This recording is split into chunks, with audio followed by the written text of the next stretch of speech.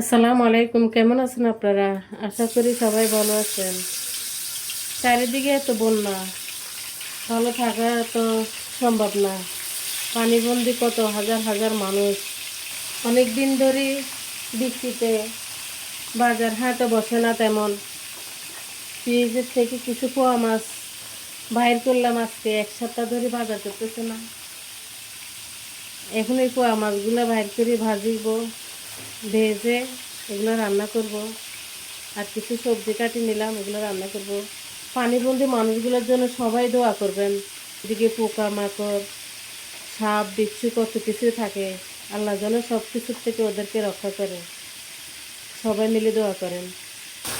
এখন মাছগুলো রান্না করার জন্য পেঁয়াজ, হলুদ, মরিচ, টমেটো, কাঁচামরিচ যাই যাই লাগে একটা মাছ রান্নাতে সব দিয়ে দিচ্ছি। দিয়ে মাছগুলো রান্না করবো।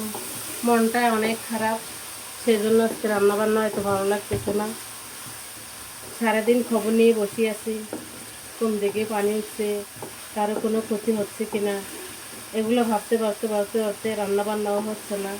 তো পেট তো আর থেমে থাকবে না, পেটের দায়ে কিছু রান্না করতে হবে। সব কিছু দেওয়ার পরে এখন মাছগুলো দিয়ে দিব।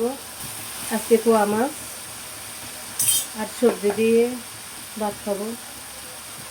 তেমন কোনো আয়োজন নাই আজকে, আজকে এগুলো দিয়ে ভাত খাবো। এদিকে আমি সবজি রান্না করতেছি।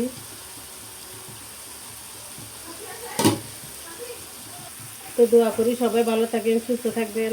আল্লাহ হাফেজ।